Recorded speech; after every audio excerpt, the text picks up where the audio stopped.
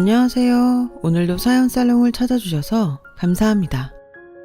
40대 이혼 후 재혼에 성공해서 현재 아들을 키우고 있는 여성입니다. 저는 8년 전에 이혼 한 번 했어요. 지금은 덤덤하게 얘기할 수 있지만 그때 당시는 왜 그리도 주눅이 들었는지 세상 사람들이 모두 저의 이혼을 안 것처럼 저는 한동안 마음고생을 하면서 살았었네요. 하지만 지금은 그 누구보다 제가 그 사람과 헤어졌다는 것이 천만다행이라 생각해요. 그리고 얼마 전 하늘이 주신 기회인지 제가 전 남편에게 시원한 복수를 하게 된 일이 있었습니다. 지난 저의 결혼 생활을 되짚어보면 저는 정말 어리석었던 사람이었어요. 남들처럼 평범한 연애를 했고 간이고 쓸개고 모두 저를 위해서면 아낌없이 내어줄 것 같은 한 남자와 결혼을 했는데 그때 당시 저는 이 남자가 평생 변하지 않고 저를 사랑해줄 거라고 믿어 의심치 않았어요. 물론 평생 한결같이 변하지 않는 남편들도 있지만 애석하게 저의 남편은 결혼을 하고 1년이 채 지나지 않아 내가 언제 그랬냐는 듯 180도 완전히 다른 사람이 되더라고요. 저의 불행은 그때부터 시작되었어요. 이제와 전 남편인 그 인간을 생각하면 그 인간은 타인의 시선을 꽤 많이 신경 쓰는 사람이었어요. 타인의 눈으로 그 사람을 보면 그 사람은 성실하고 또 다정다감한 사람이었죠. 게다가 꽤나 잘생긴 외모와 뛰어난 언변은 늘 그 사람의 주변에 사람을 모이게 했어요. 연애를 하고 결혼을 하면서 저는 내가 이 사람 애인이다, 내가 이 사람 부인이다라는 이상한 우월감을 느끼곤 했는데 실제로 결혼하고 남편이 변하기 전까지는 무척이나 만족스럽고 행복한 결혼 생활에 주변에서 저를 부러워하는 여자들도 많았어요. 하지만 결혼 후 2달 만에 임신을 하고 배가 나오기 시작하면서 남편은 변하기 시작했어요. 함께 다니기 창피하다는 것이 그 이유였죠. 아무리 임산부라도 그렇지 너는 관리는 안 하냐? 난 결혼하고 펑퍼짐해지는 여자들 보면 그렇게 한심하던데 네가 딱 그 짝이다. 충격이었어요. 이렇게 말을 함부로 하는 사람이 아니었는데. 하지만 한번 시작된 막말과 저를 향한 나쁜 태도는 그 시작으로 점점 더 심해졌고 급기야 제가 아이를 출산하는데도 그 인간은 코빼기 한 번을 보이지 않았어요. 나중에 시간이 지나고 알게 되니 저 모르게, 아니 저와 상관없다는 듯 외도를 하고 있었더라고요. 하지만 어리석게도 그 사실을 4년이 지나고 알았어요. 독박육아라고 하잖아요. 홀로 고군분투하며 아이를 키우다 보니 다른 여자들은 다 느낀다는 그 촉이 한참이 지나고 나서야 왔어요. 그때 당시 저에겐 아이를 굶기지 않고 공과금 밀린 것을 해결하며 남들처럼 생활하는 게 가장 중요한 때였거든요. 게다가 남편은 사업을 하는 사람이었어요. 일을 핑계로 사람들을 많이 만났죠. 그 중에는 투자와 자문의 목적으로 만나는 여자들도 많았는데 그 전까지는 그냥 그런 여자들을 만나나 보다 하고 생각했었어요. 아이를 키우면서 아르바이트와 부업을 해야 했어요. 남편의 사업은 그때까지도 자리를 잡지 못했기 때문에 고정적으로 저에게 생활비를 주지 못했고 다른 건 몰라도 아이의 분유값과 기저귀 값은 있어야 했기에 저는 푼돈이라도 벌어야 했죠. 한 번은 남편에게 이렇게 불안정하게 사는 것이 불편하니 저라도 아이를 어린이집에 맡기고 어디 작은 곳이라도 취직을 해야겠다고 말을 한 적이 있었는데요. 남편은 제 예상과 다르게 버럭 화를 내면서 이렇게 말을 했어요. 취직? 당신이 뭐 하나 내세울 게 있어. 학력이 좋아? 아니 몸매나 외모가 뛰어나? 어디 나가서 망신당하지 말고 그냥 집에서 얌전히 푼돈이나 벌어. 내가 이번에 한 방 터트리면 생활비 왕창 줄 테니까. 그놈의 한 방. 저는 그 인간과 살면서 그 단어를 귀에 딱지가 않을 정도로 들었는데 끝내 저와 살던 내내 그 한 방은 오지 않았어요. 그러니 당연히 생활비도 계속 없었고 저는 하는 수 없이 남편 몰래 구직 활동을 해야 했죠. 친정에 손 벌리는 것도 한두 번이지 들어가는 돈도 한두 푼이 아니고 때에 맞춰 아이 내복이라도 살려면 돈이 간절히 필요했으니까요. 제 주변에서는 답답하게 굴지 말고 남편에게 조목조목 따지며 생활비를 달라고 당당하게 말하라는 이들도 많았어요. 처음 몇 번 생활비로 부부싸움을 하다 보니 어차피 달라지는 것도 없는데 제가 너무 힘들더라고요. 그래서 점점 저는 남편과 대화를 하지 않게 되었죠. 그리고 6개월 남짓의 구직 활동 끝에 작은 중소기업의 격리로 취직을 하게 된 저는 그제야 비로소 고정 수입이라는 것이 생겼습니다. 처음 제가 직장을 다니겠다고 말했을 때 노발대발했던 남편은 막상 제가 취직을 하고 월급을 받게 되니 별말을 하지 않더군요. 오히려 저기 기름값하게 나 10만 원만 줘봐 라며 저에게 돈을 타가기까지 했어요. 그리고 자기도 돈을 받아가면서 민망한지 조금만 기다려. 이번 일만 잘 되면 내가 이거 10배 아니 100배로 돌려줄게 라는 말을 무슨 공수표 던지듯 했는데 그 말 역시 한 번을 지키지 못했어요. 저도 기대하지 않았고요. 그런데 참 많이 내려놓았다고 생각한 저에게도 참지 못할 첫 번째 사건이 발생했어요. 그날은 다니던 직장에서 토요일에 야유회를 가는 날이었고 웬만해서는 아이 때문에 빠지고 싶었는데 입사한 지 얼마 되지 않아 빠지기가 영 그런 상황이었거든요. 하는 수 없이 남편에게 토요일에 어디 나가지 말고 아이와 놀아달라고 부탁을 했죠. 무슨 바람인지 남편은 흔쾌히 좋다고 했어요. 그리고 야유회를 다녀온 다음 날 일요일인데 남편은 외출하고 아이와 단 둘이 있으니 아이가 대뜸 저에게 이런 말을 하는 겁니다. 어제 만난 이모는 진짜 날씬하고 예뻤는데 엄마는 뚱뚱하고 아줌마 같아. 순간 망치로 머리를 얻어맞은 그 기분. 아마 느껴보지 못한 사람은 절대 알지 못할 거예요. 저는 너무 놀라 화도 내지 못하고 아이에게 그게 무슨 말이냐고 물었고 순진한 아이는 어제 만난 예쁜 이모라며 저에게 자랑하듯 이야기를 했어요. 어제 아빠랑 그 이모 있는 가게 가서 피자도 먹고 아이스크림도 먹었어. 그 이모는 피자도 만들 줄 알고 준수 좋아하는 레모네이드도 만들 수 있대. 다음에 오면 그땐 레모네이드 만들어준다고 했다. 그리고 그 이모가 우리 아빠한테 오빠라고 하면서 나랑 미소처럼 꼭 끌어안았는데 아빠가 엄청 좋아했어. 되게 예쁜 이모라서 아빠도 좋아하나 봐. 저는 그 전에 혹시 이 사람이 밖에서 딴짓을 하나 하는 심증은 있긴 했어요. 하지만 주변에 워낙에 사람이 많았고 그 사람들을 모두 의심할 수 없으니 그냥 넘겨왔었는데 아들에게 그런 이야기를 들으니 저는 이 인간이 외도를 하고 있음을 확신하게 되었죠. 그래서 저는 그날 저녁 아이를 친정엄마에게 맡기고 남편에게 사실 여부를 따지기 위해 남편의 귀가를 기다렸어요. 그리고 밤 10시가 다 되어서 들어온 남편에게 저는 확인할 것이 있다고 앉으라고 했고 평소 눈치가 빠른 남편은 올 것이 왔다는 듯 한껏 얼굴을 구기며 반쯤 몸을 틀고 제 앞에 앉았어요. 자기, 나 몰래 바람 펴? 살다 이젠 생사람도 잡냐? 누가 그래? 내가 바람 핀다고. 네 아들이 엄청 이쁘고 날씬한 피자집 하는 애인이라도 있나 보지? 간도 커? 어떻게 자기 아들을 자기랑 바람 피는 여자한테 데려갈 수가 있어? 아씨, 네가 나한테 애 보라며. 그래서 평소에 오빠 동생 하는 동생 피자집에 가서 애랑 점심 먹었다. 피자집에 피자 먹으러 갔는데 뭐 잘못됐어? 그래서 점심 먹으러 간 김에 그 동생을 꼭 끌어안아줬어?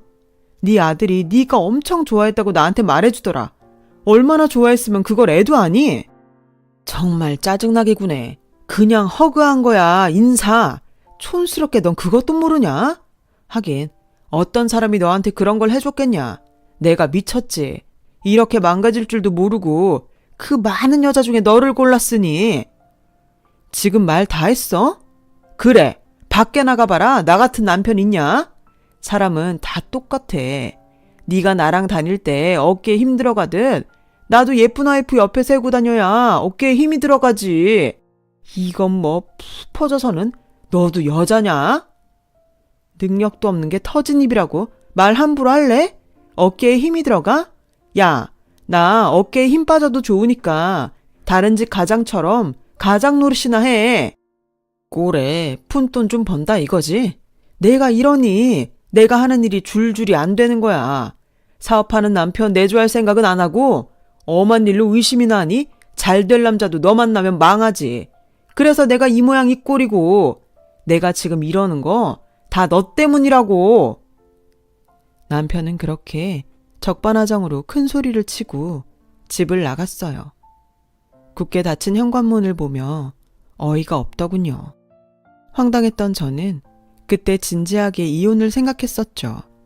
바보같이 아이를 생각하면 아이에게 아빠를 뺏는 것이 아닐까? 또 이 험한 세상에 아이를 아빠 없는 아이로 키우는 것이 과연 옳을까? 하는 생각을 했고 저희 친정엄마 역시 결혼 후 제가 불행한 생활을 하고 있음을 눈치채셨지만 뭐가 두려운지 이렇게 말씀하셨어요. 무슨 일이 있는지 모르지만 다들 투덕거리고 살아. 그래도 서방은 없는 것보다는 있는 게 낫지. 네가 좀 참고 기다리면 정서방도 너한테 잘할 거야. 원래 남자들이 바깥 일이 잘 되면 집에도 잘하고 그러는데 지금 정서방이 여유가 없잖아. 네가 속상해도 애 생각해서 참아. 알겠지? 저는 그래서 저 하나만 참으면 될 일인가 하는 고민에 빠졌고 좀 더 두고 보자는 명분 아래 결혼 생활을 계속 이어갔어요. 지금 생각하면 그때 제가 이 결혼 생활을 그만뒀어야 했는데 그 뒤 저와 남편은 남보기에는 부부였지만 실제로는 남처럼 살았어요. 각방을 쓰는 것은 물론이었고 서로 대화조차 하지 않고 살았죠. 하지만 아이러니하게도 남편은 저와 사이가 좋지 않으면 않을수록 아이에게는 좋은 아빠이고 싶었는지 아이에게는 참 자상하게 잘하더라고요. 이러니 이혼을 진지하게 생각하더라도 아이를 생각하면 머뭇거려졌고 저희 부부의 진짜 모습을 모르는 주변 사람들은 자기는 진짜 결혼 잘했어.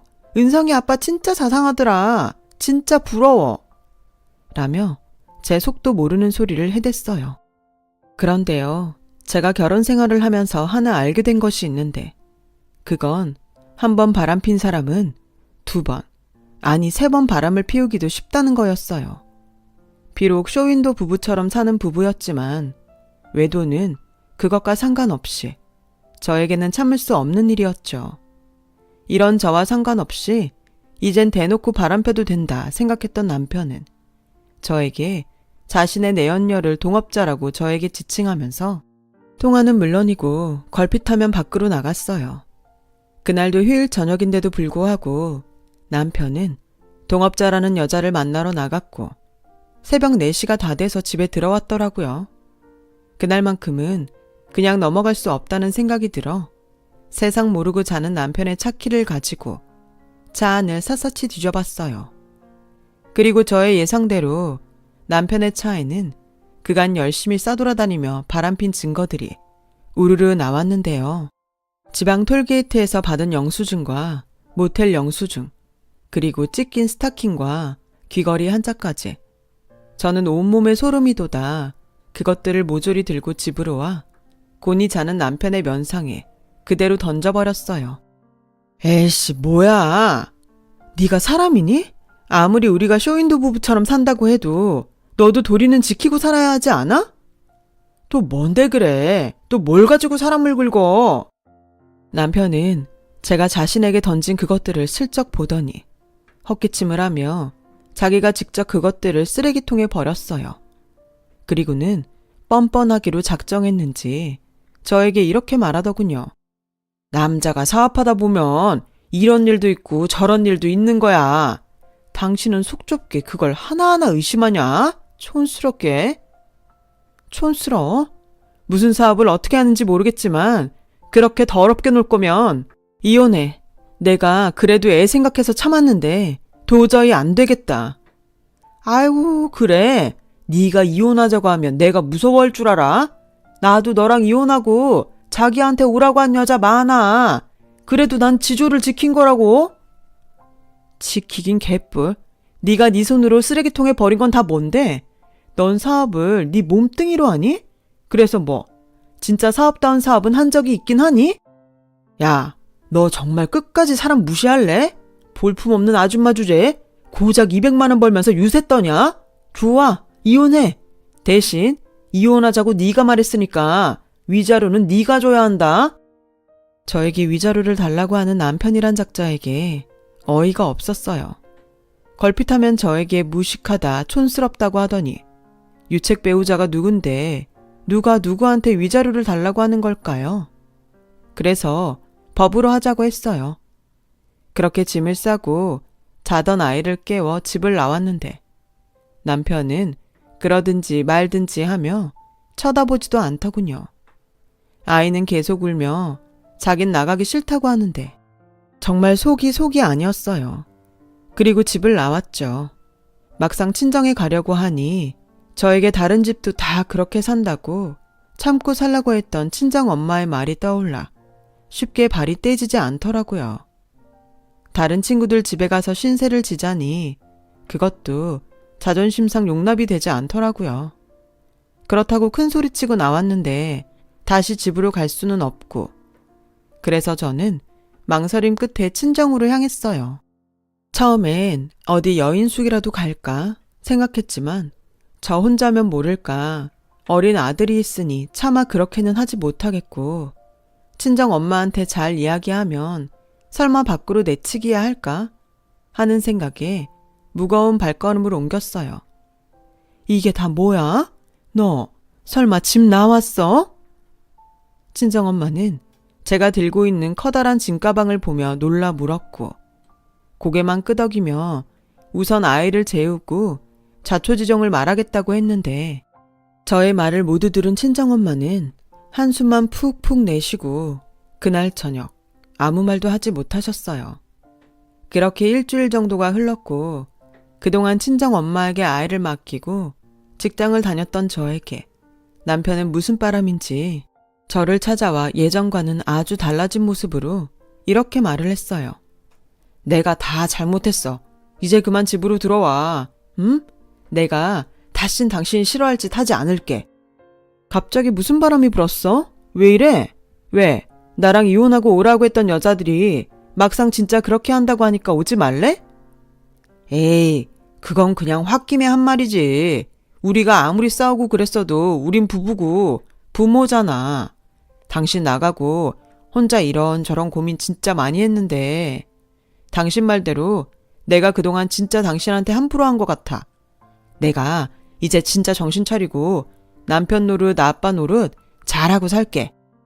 그걸 어떻게 믿어? 그동안 당한 세월이 얼만데. 딱 한 번만 믿어봐.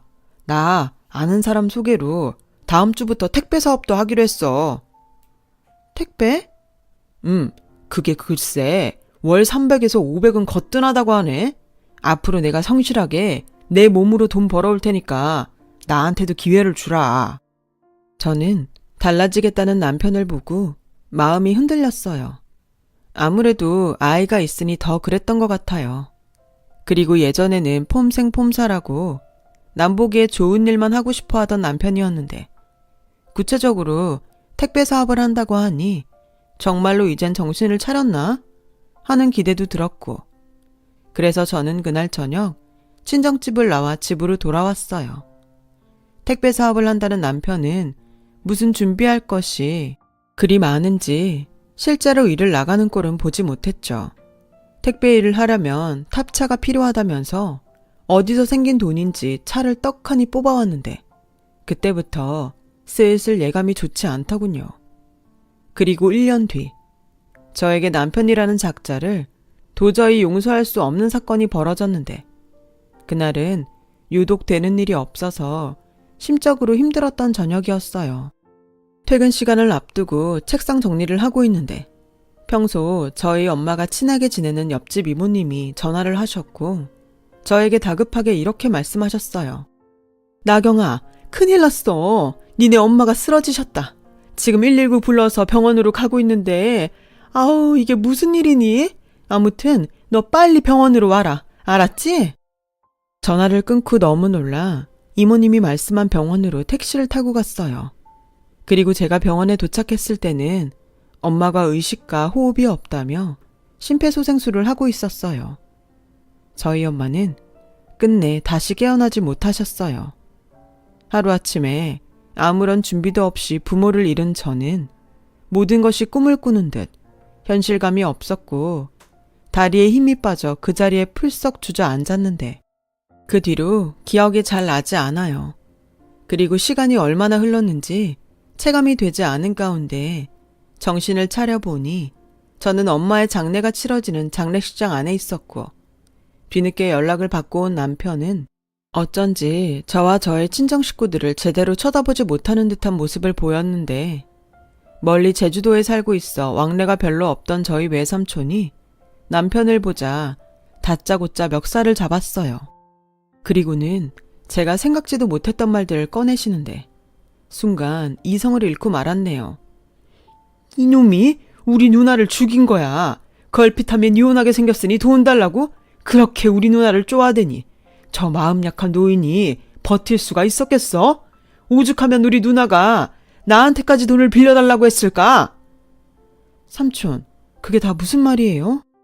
나경이 너도 똑같아. 너 어디서 이런 쓰레기 같은 놈을 데리고 와서 네 엄마 명을 재촉하니 이 자식이 네 엄마한테 뜯어간 돈만 해도 1억이 넘어. 당신 정말이야? 입이 있으면 말을 해봐. 설마 전에 그 택배차도 우리 엄마한테 돈 달라고 해서 샀니? 나는 장모님이 힘들면 말하라고 하셔서 그냥 가족이니까 말씀드렸던 거야. 내가 설마 장모님이 없다고 하는데 달라고 졸랐겠어? 이 인간아, 그게 할 소리야? 그리고 그냥 받은 거 아니야. 다 갚으려고 했어. 그래서 얼마나 갚았는데? 그건 자기도 알잖아. 내가 아직 일을 제대로 못해서. 저는 빈소 안에 무거운 향로를 가지고 와서 남편 얼굴에 뿌렸어요. 그리고 당장 꺼지라고 제 평생 제일 큰 목소리로 외쳤는데 남편은 그 순간이 창피한지 얼른 장례식장 밖으로 도망치듯 나가더군요. 그때야 알았어요. 제가 집을 나갔을 때 갑자기 저를 찾아와선 생전하지 않았던 사과를 하며 집으로 돌아오라고 했던 건 저희 엄마가 택배를 할 수 있는 탑차를 사주면서 시켰던 거라는 사실을요. 저는 그것도 모르고 남편이 정신을 차렸다고 생각했다니 그저 제 자신이 미울 수밖에 없었어요. 그 뒤 남편은 몇 달 동안 모습을 드러내지 않았어요. 저 역시 찾지 않았고요. 대신 저희 엄마의 빚은 남편이 졌어도 제 책임도 있다고 생각해 어떻게든 해결해야겠다는 일념으로 이 돈 저 돈 가진 돈을 끌어모으는데 남편이 아무렇지 않은 듯 집으로 들어왔어요. 그리고는 저에게 서류를 한 장 툭 건네더군요. 이혼 서류였어요. 당신도 나한테 있는 정 없는 정 다 떨어졌잖아. 우리 이혼하자. 왜? 우리 엄마 죽으니 이제 나랑 살 이유가 없어졌어? 아니지? 왜? 이혼하면 우리 엄마한테 빌린 돈 안 갚으려고? 무식하긴 상속폭이 몰라. 원래 재산이고 빚이고 자식이 안 받겠다고 하면 법도 어쩔 수가 없어. 당신 친정 재산 없잖아. 그냥 상속 포기하면 당신도 그 빚 안 갚아도 돼. 정말 구리다. 너처럼 구린 인간을 내가 뭘 보고 결혼을 했지? 우리 엄마 돈으로 산 그 차 당장 내놔. 그 차? 이미 처분했지. 택배 일이 생각보다 몸이 너무 힘들겠더라고. 그래서 얼른 처분해서 그 돈으로 다른 사업에 투자를 했는데 그게 또 중간에 엎어져서 아씨 그러니까 이혼하자고. 애는 네가 원하는 것 같으니까 네가 맡아. 친권도 포기할게. 단 양육비는 못 준다. 당신도 알잖아. 나 돈 없는 거. 남편의 말에 너무 약이 올라 이혼 서류를 찢어버리고 싶은 충동이 생겼어요. 하지만 이성적으로 저런 인간을 남편이라고 서류상 두는 것도 견딜 수가 없었기에 이혼 서류에 도장을 찍어줬고 살고 있던 전세 보증금을 빼서 아이와 그 집을 나왔어요. 남편은 보증금은 자기가 결혼할 때 시댁에서 준 거라며 달라고 했지만 제가 미쳤나요? 그 돈을 주게? 전 주인집의 사정을 이야기하고 그 돈을 부동산에서 현금으로 받았어요. 그리고 한동안 술이 없으면 버티기 힘든 시간을 살았고 한 달이 조금 되지 않아 아들이 폐렴에 걸려 병원에 입원하게 되었는데 그때 비로소 정신이 들었어요. 엄마인 제가 정신을 똑바로 차리지 못하면 하나밖에 없는 아이를 어떻게 지키겠나 하는 생각이 들었던 거죠. 그래서 독한 마음으로 술을 끊고 제 힘으로 남편보다 훨씬 잘 살기 위해 노력하자고 다짐했어요. 최고의 복수는 제가 성공해서 잘 사는 거라고 생각했으니까요. 제가 일자리를 구한다는 소식을 들으신 전 직장의 차장님으로부터 연락이 왔어요. 평소 제가 성실하고 일하는 센스가 좋다고 칭찬하셨던 분이셨는데 이번에 새로운 사업을 시작하면서 감사하게도 저에게 함께하면 어떻겠냐고 제안을 해주셨던 거였죠. 저는 차장님의 제안에 감사하다고 최선을 다해서 열심히 하겠다고 말씀드렸어요. 그 후 3년 정도는 정말 아이 키우는 것 외에는 제 사업처럼 일에만 매달리며 살다 보니 어느덧 신생 기업이었던 사업체는 업계에서 빠르게 자리를 잡은 제법 탄탄한 중소기업으로 성장했어요. 처음 시작은 저를 포함해 직원이 5명 정도였는데 이제는 50명도 일손이 부족한 지경에 이르렀고 이제는 사장님이 된 차장님은 저에게 부사장의 직함을 주셨어요. 저는 너무 과분하다고 처음엔 마다했는데 자기 일처럼 밤이고 낮이고 그리고 아이도 있으면서 평일 주말 없이 일을 해주니 그 고마움을 어떻게라도 보상하고 싶다고 하셨어요. 당시 사장님 역시 너무 일에만 몰두하고 살아 아내에게 이혼을 당했고 마음 잡을 곳이 없던 사장님은 더욱더 일에만 매달렸는데 제가 이혼 선배이다 보니 그 모습이 자꾸만 마음에 쓰였어요.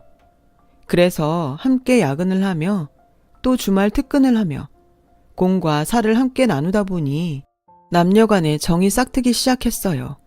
하지만 각자 결혼 실패라는 아픔이 있으니 마음은 있어도 선뜻 손을 내밀지 못했고 그렇게 마음을 감추며 일만 하길 2년이 되었죠.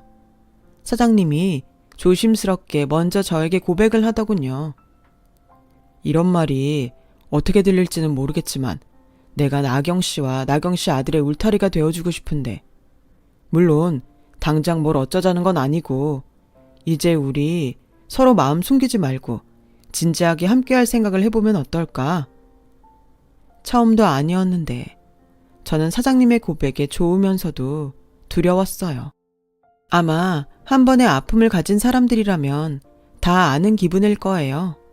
그래서 저는 대답을 망설였죠. 사장님은 언제라도 좋으니 저의 대답을 기다리겠다고 했어요. 저의 주변 사람들은 사람 좋고 또 회사 사장이면 로또 맞은 거나 다름없는데 뭘 망설이냐며 저에게 어서 그러겠다고 대답하라고 저를 채근했지만 헤어진 전 남편도 결혼하기 전에는 둘도 없었던 좋은 사람이었다는 것이 마음에 걸려 6개월도 넘게 사장님께 답을 주지 못했어요. 그러던 어느 날, 그날도 일이 너무 많아 아이를 친한 이웃에 맡기고 늦게까지 다른 직원들과 함께 일을 하는데 사장님이 시계를 보더니 저에게 아이가 엄마를 많이 기다릴 테니까 그만 들어가라고 하더라고요. 아니에요. 다른 직원들도 일하는데 저도 마저 하고 갈게요. 난 애가 없어서 잘 몰랐지만 생각해보니 아이는 크는데 엄마가 너무 밖에서 일만 하면 안 될 것 같아. 나경 씨한테도 또 나경 씨 아이한테도 내가 너무 무심했던 것 같아. 일은 우리끼리 마무리하면 되니까 얼른 가봐. 애가 엄마를 얼마나 기다리겠어. 오랜 시간 함께 일을 하면서 사람이 좋다고 생각했는데 이렇게 저뿐만 아니라 제 아이까지 생각해주니 저는 그 마음이 너무 고마웠어요. 그리고 제 마음 한켠에 어쩌면 이 남자는 전 남편과 다를 수도 있지 않을까 하는 희망이 생겨나더라고요. 오랜 고민 끝에 사장님의 청혼을 받아들이기로 했어요. 사장님, 아니, 지금 저의 남편은 그때 자신이 세상을 전부 가진 것 같은 기분이었다고 했는데 그만큼 제가 지금의 남편의 애간장을 태웠다고 했어요. 그래서 남편은 저와 재혼 후 저에게 정말 잘했고 남편도 아이도 처음엔 조금 낯설어 했는데 점차 남편의 노력으로 둘은 둘도 없는 부자지간이 되어갔어요. 아이 입에서 처음 아빠 라는 말이 나오던 날 저도 남편도 얼마나 울었는지 몰라요. 이제 우리가 진짜 가족이 되었다는 느낌이 들었죠. 그 후 저희는 다른 집과 다름없이 평범한 가족으로 지냈고 아이는 어느덧 무럭무럭 자라 초등학교에 들어갔어요. 아이가 학교에 들어가니 신경 쓸 일이 왜 이리 많은지 남편은 당분간이라도 회사 일을 쉬면서 아이를 챙겼으면 좋겠다고 했고 저는 고맙고 미안해서 남편에게 조촐하게 회식 자리를 마련해서 다른 동료들에게 말하는 자리를 갖겠다고 했는데 그날이 저에겐 뜻밖의 기회의 날이 되었어요. 저는 다른 동료들에게 1년 정도 쉬다가 다시 복직을 하겠다고 말을 하고 기분 좋게 살짝 취해서 회식 장소를 나와 대리기사에게 키를 넘겨줬는데 키를 받아가는 남자를 본 순간 술이 확 깨버리고 말았어요. 글쎄, 저에게 키를 받아간 대리기사는 제가 살면서 정말 최악의 인간 말종이라고 생각했던 전 남편이었고 그 인간 역시 저를 알아봤는지 저희 둘은 그 자리에서 잠시 얼어 있었는데 그때 저에게 핸드폰이 울렸어요. 얄궂게도 저의 지금의 남편이었죠. 최대한 아무렇지 않게 전화를 받았어요. 여보, 나 지금 대리 불러서 집에 가려고. 에이, 뭘 여길 와. 얼마나 걸린다고. 금방 가니까 조금만 기다려요. 밥은 먹었지? 걱정하지 말고 이따 봐요. 제가 전화를 끊고 차에 올라타니 전 남편이란 작자는 운전석에 앉아 시동을 걸었고 저에게 이렇게 물었어요. 당신 재혼했나 봐? 차도 좋고 당신 살만한가 봐? 운전이나 하지. 나는 별로 당신이랑 말하고 싶지 않은데. 아니면 지금이라도 다른 대리기사 부를까? 아니야. 집으로 가는 거지? 집은 어디야? 거기 내비게이션에 집 있잖아. 거기로 가죠. 저는 이 순간이 짜증이 나서 최대한 말을 아끼고 눈을 감았어요. 그러면서 전 남편에게 운전을 맡기고 집까지 가도 되는 건가? 별의별 생각을 다 했고 20분이 조금 지나 집에 도착하니 전 남편은 주차를 하며 저에게 이렇게 말을 했어요. 여기가 집이야? 자기 정말 성공했구나. 집도 좋고. 이제 보니 당신 예전 얼굴로 돌아왔네. 관리했어? 남이사 관리를 하건 말건 여기 돈 수고했어. 저기 우리 아들은 잘 있지? 나 은성이 얼굴 한 번만 보여주면 안 돼? 뭐라고? 갑자기 애 얼굴을 보여달라는 전 남편에게 버럭 화가 치밀어 올랐어요. 양육권이고 뭐고 자긴 필요 없다고 한 사람이 누군데. 그 순간에도 저 인간이 순수하게 아이가 보고 싶어 저런 말을 했다는 생각이 들지 않았어요. 그런데 그때 저 멀리서 제가 걱정됐는지 저의 현 남편이 주차된 차를 보고 걸어왔어요. 저는 자리에서 내렸는데 이 인간이 저희 남편을 위아래로 훑으며 누가 봐도 이상하게 서 있더라고요. 그래서 저는 남편에게 다가가 대리기사로 온 남자가 전 남편이라고 이야기를 했어요. 제 말을 들은 남편은 주머니에서 지갑을 꺼내더니 갖고 있던 현금을 모두 꺼내고 거기 위에 자신의 명함까지 얹어 전 남편에게 주었어요. 안녕하세요. 방금 집사람한테 얘기 들었네요. 여기까지 저희 집사람 태워주셔서 고맙습니다. 그리고 이거 제가 드리는 성의예요. 아니에요. 뭘 이렇게나 많이. 받으세요. 절대 무시하는 건 아니고 제가 감사해서 드리는 겁니다. 그리고 실례가 된다면 죄송한데 혹시 일자리 필요하시면 연락주세요. 다른 사람이면 몰라도 저희 아들 친부신데 필요하시면 제가 일자리 한번 소개하겠습니다. 남편은 그렇게 말하고 저의 손을 꼭 잡았어요. 전 남편은 끝내 그 돈과 명함을 받았고 자존심이 상했는지 주먹을 꼭 쥐는 게 보이더라고요. 그러거나 말거나 저는 남편의 손을 잡고 저희 아들이 기다리는 집 안으로 들어갔어요. 어찌나 통쾌하고 고소한지 유치하다는 건 알지만 기분이 좋은 건 어쩔 수 없더라고요. 그런데요, 그 자존심에 절대 연락하지 않을 거라고 생각했던 전 남편이 저희 남편에게 정말로 일자리를 소개해달라고 연락을 했더라고요. 전 남편은 지금의 남편에게 자기가 지금 너무 힘들다며 자존심이고 뭐고 찬밥 더운 밥을 가릴 때가 아니라며 사정사정을 하더래요. 그래서 정말로 일자리를 주려고? 우리 회사에 자리 주는 건 좀 그렇고 아는 거래처에 제품 운송하는 기사가 필요하다고 해서 그쪽에 소개할까 하는데 자기는 어때? 자기가 싫다고 하면 안 하고. 괜히 신경 쓸 일 만드는 게 아닌가 걱정돼서. 자기가 무슨 걱정하는지 아는데 그럴 일 없어. 자기랑 은성이한테는 내가 있잖아. 저는 이번에도 남편의 말에 따르기로 했어요. 그리고 그 일이 있고 다음 날 전 남편은 저를 찾아와 너무 고맙다며 마지막으로 한 번만 자신을 만나달라고 하더군요. 저는 망설였는데 어떻게 알고 남편이 전화해 괜찮으니 나가보라고 해서 내키진 않았지만 나가게 되었는데 그곳에서 믿을 수 없는 광경을 보게 되었어요. 글쎄 전 남편이 저에게 무릎을 꿇고 지난날 미안했다며 용서를 빌더라고요. 당신한테 내가 정말 못할 짓 많이 했어. 미안해. 평생 사죄하는 마음으로 살게. 장모님한테도 너무 죄송해. 그렇게 나를 믿고 챙겨주셨는데 나 앞으로 평생 당신과 은성이 앞에 나타나지 않을 거야. 사장님이 소개해준 일자리에서 성실하게 일하고 살게. 미안해. 그리고 정말 고마워. 전 남편은 그렇게 말을 하고 제 앞에서 돌아서서 갔어요. 절대 저런 인간이 아닌데 순간 저는 남편이 전 남편에게 시킨 것이 아닐까 생각이 들어 전화해서 물었어요. 남편은 모르는 일이라고 시치미를 뗐지만 여러 정황으로 봤을 때 그것이 맞다는 생각이 들더라고요. 뭐 남편이 별로 드러내고 싶어 하지 않으니 저도 모르는 척 하기로 했죠. 그 수많은 시간 속에 저는 저 자신을 돌아보지 못했고 또 사랑하지 못했어요. 그저 불행하다고만 생각했습니다. 제가 저를 챙기지 못한 시간들이었어요.